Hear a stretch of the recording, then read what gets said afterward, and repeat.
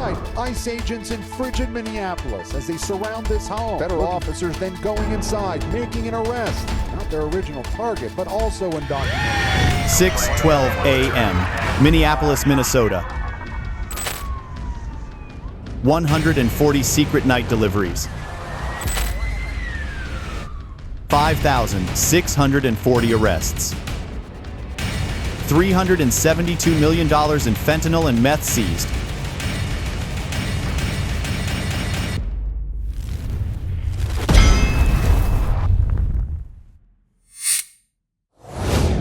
Biden and the radical left Democrats turned Pennsylvania into a dumping ground for hundreds of thousands of migrants from the most dysfunctional places on earth, like Somalia. 6:12 a.m., Minneapolis, Minnesota. Inside the Federal Command Center, the room is lit by screens, not by sunlight. A giant map sits on the wall, red pins scattered across places that look harmless from the street. Apartments, storage units, small office suites. Investigators say the numbers climbing across the region are not random. Drug arrests up 312%, violent assaults up 280%, prostitution and human trafficking up 190%. They say it feels like a 737-passenger jetliner going down, day after day, while the country pretends it is normal. Investigators describe the case as one of the largest internal security breaches ever found on U.S. soil. Now the case turns from statistics into a name. They allege the diplomat under watch is Abdi Hassan, age 48, described in the file as Somali Embassy. Linked and tied to an embassy office suite, they say functioned as a coordination hub. The alleged charges read like a blueprint for a network, not a single crime. Conspiracy, wire fraud, benefits fraud, money laundering, identity and document fraud, trafficking-related conspiracies, firearms-related offenses, and obstruction tied to evidence concealment. And the alleged motive, investigators say, is not complicated. Money, power, and control. They say the fraud money moved out in layers, and that the same pipeline fed cash, documents, and logistics back into the streets. They also allege part of the flow was routed toward Al-Shabaab, described in the file as an Al-Qaeda-linked extremist group in Somalia. And that is why this command center is awake at 6:12 a.m. Because investigators say this is not only a drug case, it is an infiltration case hiding behind routine. If your common sense has a maintenance schedule, subscribe now. This story is the kind of thing you want to catch early. At 4 a.m., lights flickered through the dark. Agents say they were not watching a street deal. They were watching routine. Over 140 secret deliveries in 6 months. Not one appeared in the official diplomatic log. That is how the pipeline survived. It hid inside the one thing most people never question. The first layer did not come from a dramatic raid.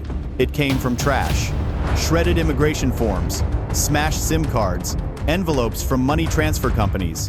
Then, they found something worse. A hidden cabinet with dozens of fake passports and IDs, all tied to the same network. Some belonged to men later arrested for robbery and assault. The case file includes one example that reads like a blueprint. One woman using a false identity collected $4,800 in welfare benefits while working at an illegal nightclub linked to trafficking. This was not immigration. This was infiltration, organized, financed, and shielded from inside the system. By 6:05 a.m., the order went out across the encrypted radio network. All units execute, secure every target, no warnings. Armored vehicles rolled from staging areas near the highway. Headlights stayed dim, no sirens, only engines and rotor blades overhead. The operation, investigators say, involved the Federal Bureau of Investigation, Immigration and Customs Enforcement, Homeland Security, state police, and local deputies. More than 900 federal badges moved with one objective: break the network before dawn. The first target was a safe house on a quiet street. Nothing about it looked dangerous from the sidewalk, but investigators say infrared cameras showed movement inside, and the entry team moved fast. Inside, they say they found thick envelopes of cash, phones wrapped for concealment, and a table covered with documents. Across town, a warehouse raid revealed something bigger. The interior looked like a normal import business, but behind a false wall was a hidden room. Investigators say narcotics were staged there in bulk, along with packaging, labels, and devices meant to keep the flow moving. By 7:20 a.m., investigators say the sweep was complete.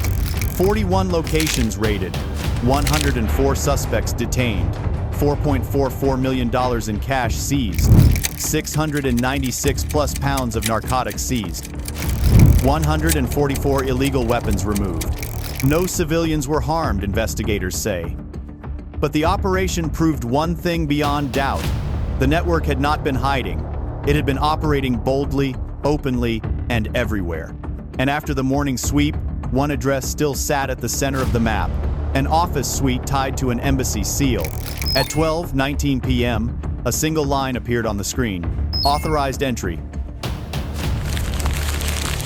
At 12:19 p.m., breach teams moved on the one location that had been left untouched, a two-story brick building near a government district, officially listed as a Somali Commercial Coordination Office. To the public, it looked harmless. A flag outside, a brass plate near the entrance. Office hours posted like any other building that wants to look routine. Investigators allege this office suite was operated under Abdi Hassan's direction. The routine was the cover. Behind a false wall, they discovered a narrow room with 7 computer servers stacked on metal shelves. Each server was connected to a satellite router, and screens showed active data transmissions. Technicians moved in, disconnected cables, and preserved the drives. They worked fast, but careful, not because they feared what was inside, but because they feared losing it. Every cable was tagged, every device was photographed where it sat. Chain of custody started the second those doors opened, because investigators knew the defense would not attack the raid first. It would attack the details.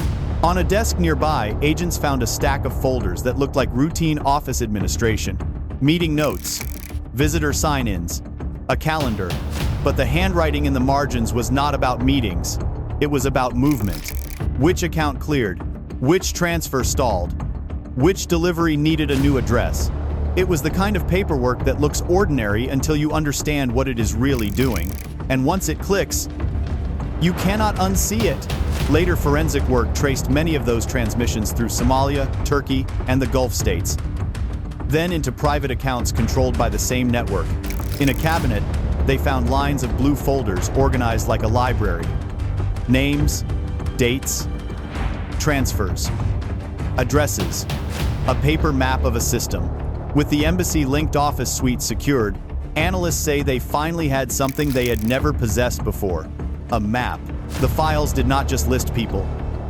They listed infrastructure, a cluster of locations operating under the same corporate identity, supposed logistics companies, and import services.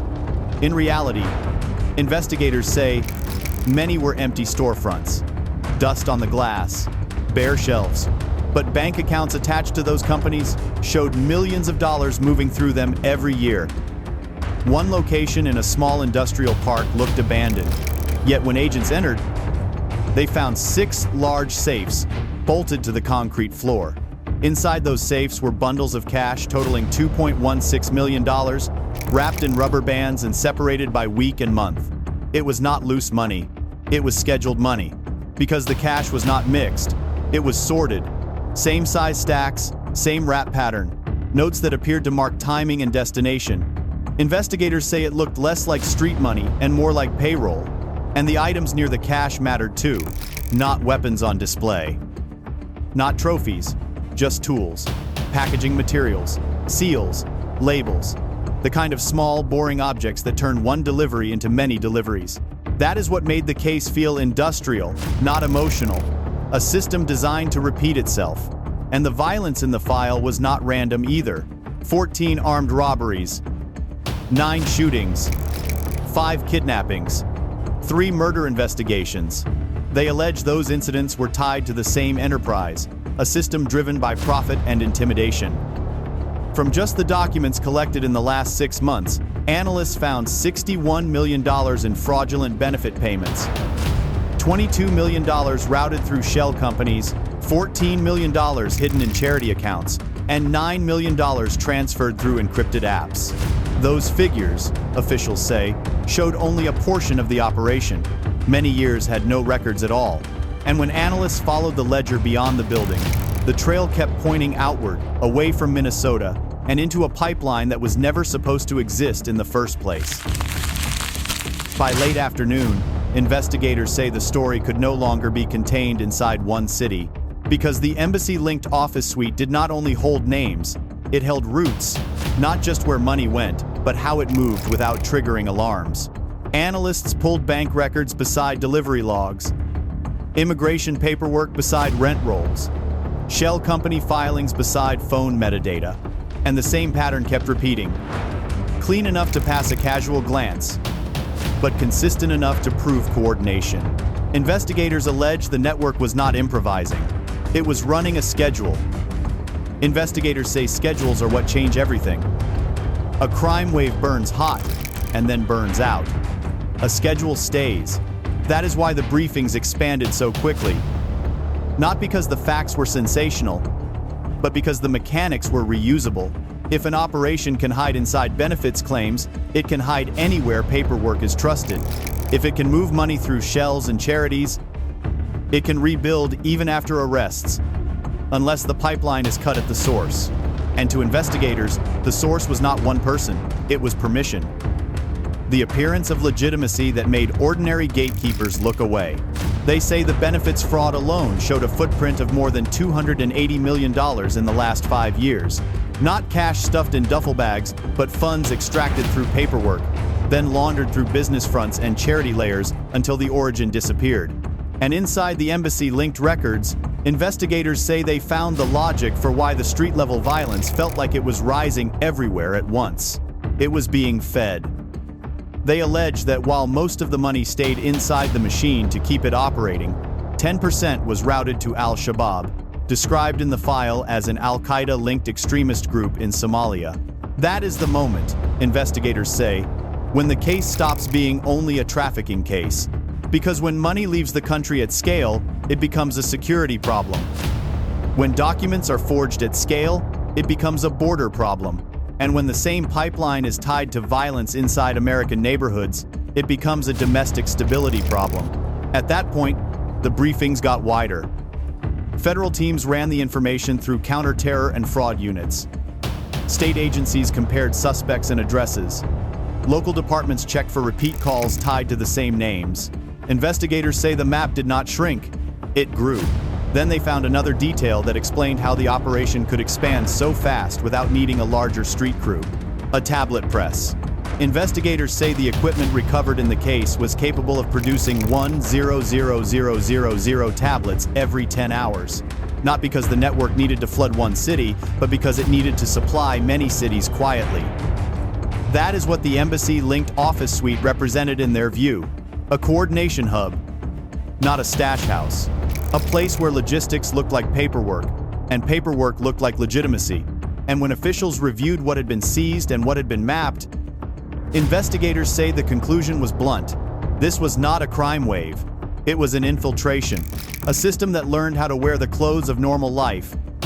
Benefits, forms, business licenses, office suites with posted hours, so nobody would challenge it until the damage was already done. After the embassy-linked office suite was secured, investigators say the case finally had a spine. Not rumors, not street chatter, not overlapping tips. Records. They say the servers, ledgers, and transfer notes connected the parts that had looked separate for months. Benefits claims, shell companies, late-night deliveries, and the cash and narcotics recovered across the operation. Investigators allege the coordination model was simple. Make paperwork look routine. Make movement look authorized. Make money look like it belongs. And if anyone gets too close, slow them down with credentials. That is why the name Abdi Hassan, age 48, mattered in the file. Investigators allege he did not have to touch a package to shape the entire route.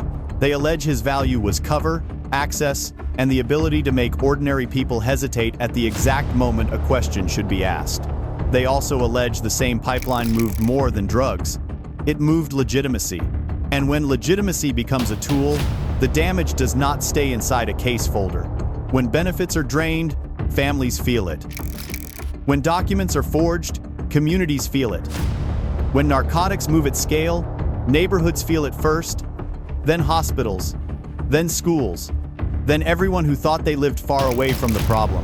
That is the warning investigators keep repeating. The pipeline does not need drama. It only needs routine. Because the most dangerous systems are the ones that look official. Subscribe now. Not because this story is fun, but because it is the kind of thing you want to see coming. Like a storm you would rather not stand under.